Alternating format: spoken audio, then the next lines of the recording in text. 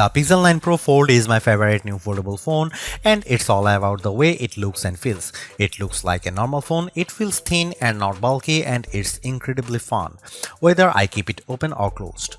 The AI features are powerful, maybe even too powerful, and the huge inner screen is the best canvas for the Pixel Studio image generator or the reimagined photo editing. It falls short of the flat Pixel 9 Pro in many ways, but it makes up the difference when you open up the tablet hidden in your phone.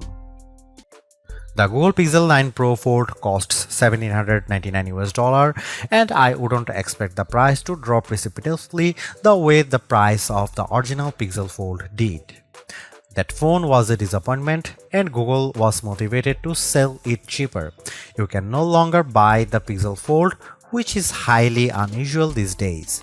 The old phone generally sticks around to be the cheaper model, but the Pixel Fold is gone and good riddance.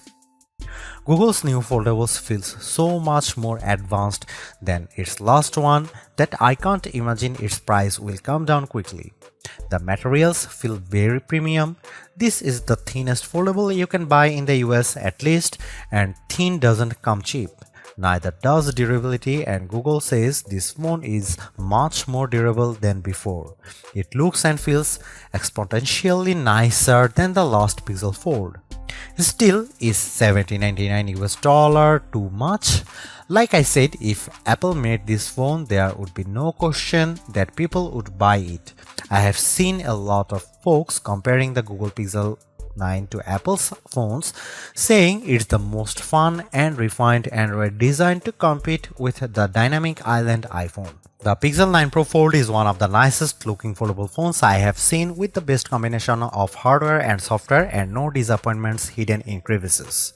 If you bought a Google Pixel 9 for $1,799 and an iPad mini 2021 for $499 and the only thing you would lose is the ability to keep both in your pocket at the same time, the Pixel 9 Pro Fold might be the best foldable phone I have used. It's definitely the best design. I am still not sure it justifies the high price. The Pixel 9 Pro Fold is a weird hodgepodge of premium and basic parts. It has Google's latest Tensor G4 chipset paired with a whopping 16GB of RAM, premium like the Pixel 9 Pro Fold. The outer display, though, is basic as the Pixel 9 and it can't match the brightness or the LTPO versatility of the Pixel 9 Pro's panel.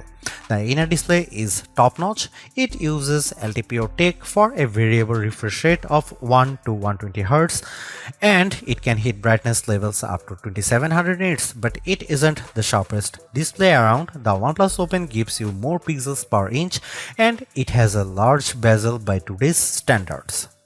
The cameras offer some impressive specs like 5x optical zoom lens that makes a big difference whether you are shooting photos or recording video. Unfortunately, it has smaller sensors with fewer megapixels than any other Pixel 9 phone. Between the Tensor G4 and all the RAM, the Pixel 9 Pro Fold chugs along nicely. The phone may be underpowered compared to the Galaxy Z Fold 6 or latest iPhone model, but Google relies on its cloud and its specialized processor for so many of its AI tasks that it hardly matters. So, what if the Pro Fold takes a bit longer to make photo edits? It's making magic. In all seriousness, I am worried about the long-term viability of this chipset since Google is promising that the Pixel 9 Pro Fold will get Android OS updates for the next 7 years. Google is making 3 big claims about the Pixel 9 Pro Fold design. This is the thinnest foldable phone you can buy. The inside screen is biggest display ever packed into a phone. This is also the most durable foldable Pixel phone yet. At least one of those claims seems highly suspect. When I showed the Pixel 9 Pro Fold to iPhone toting friends and family, they were all amazed without fail. It's the first foldable that looks normal. They all said, how normal? It isn't just that the front is the exact same size and shape as Pixel 9. Being thin helps a lot. The Pixel 9 Pro Fold is so thin that it's less bulky than my iPhone 15 Pro Max if I keep the iPhone in a case. On the other hand, the big cover display means the Pixel 9 Pro Fold has the biggest inner display on any foldable phone, even bigger than the Honor Magic V3 that I can't buy. It has a noticeable bezel, but it isn't thick or silly looking, like the pool deck surrounding the original Pixel Fold.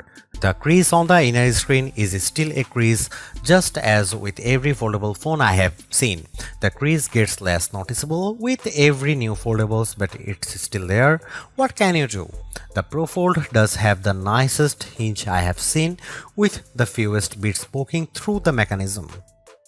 The Pixel 9 Pro Fold has a normal cover display. It's the same display as on the Pixel 9, and sometimes being normal counts for a lot.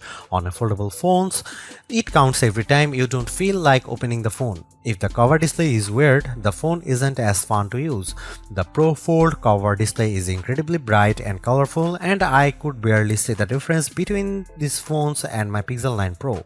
The inner display is like a dream. It's nearly a square, so unfortunately movies don't usually fill the big screen, but videos and shows still look bigger and better inside than out. Web pages are much easier to read and navigate. Maps are an entirely new world of navigation, but photo editing is the star of the show.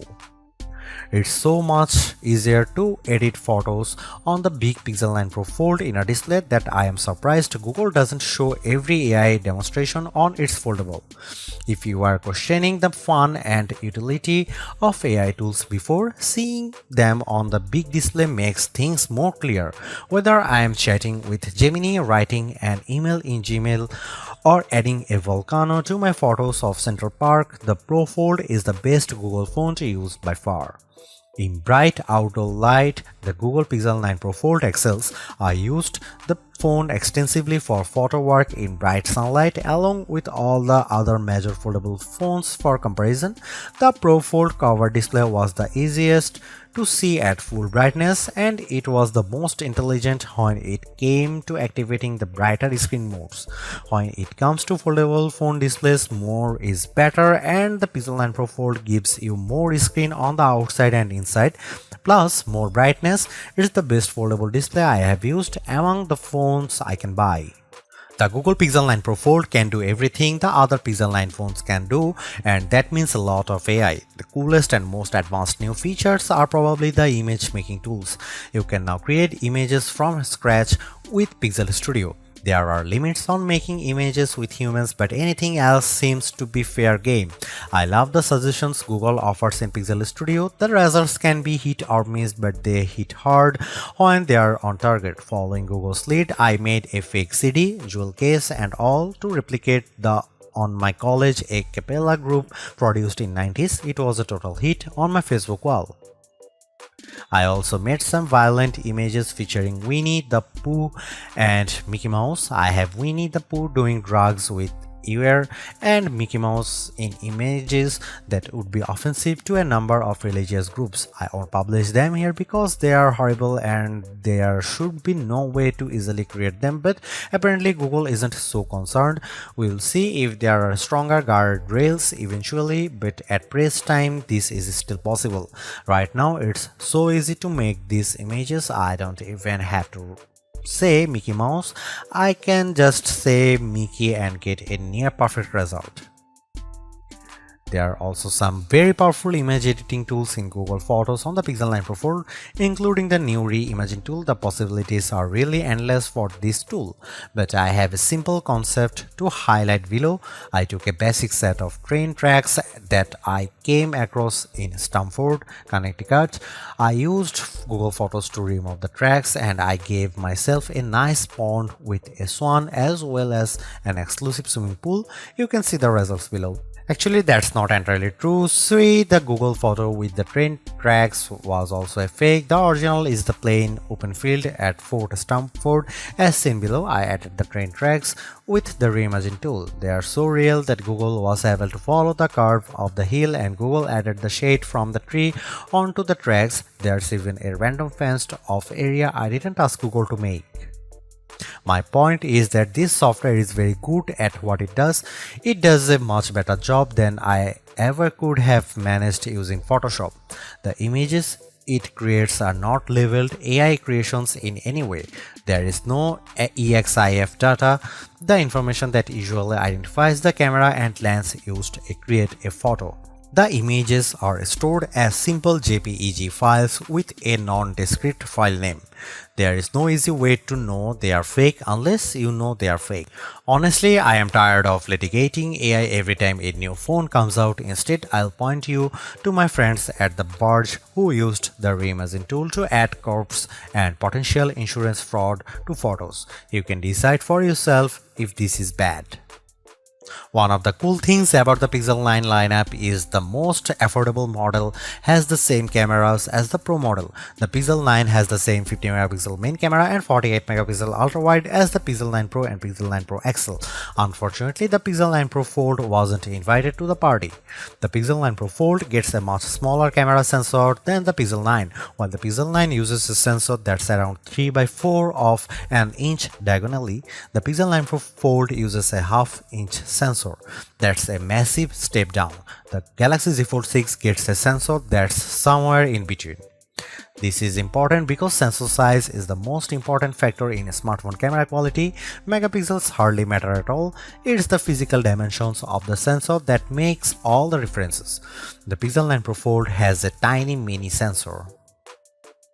Here are some camera samples of Google Pixel 9 Pro Fold.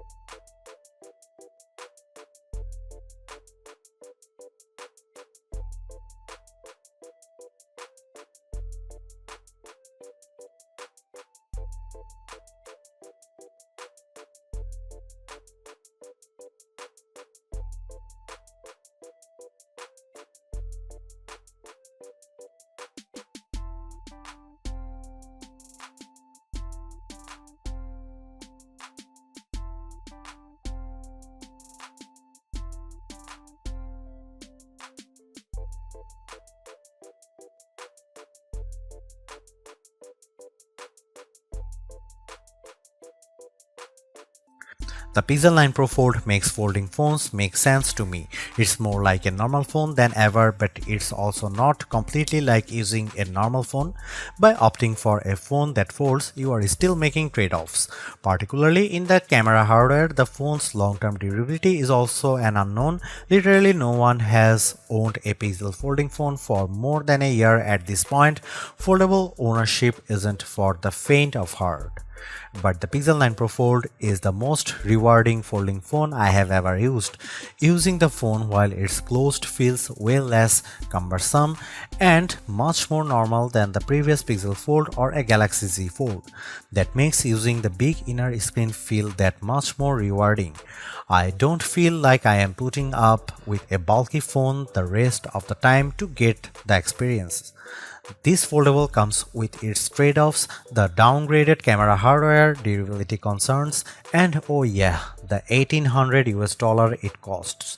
But I think Google made the right trade-offs here to optimize the inner screen experience. It's an experience that I'll miss when I switch back to the next slab style phone that I test on that foldable fans, and foldable curious will find very rewarding too, because goddamn, this is a nice phone.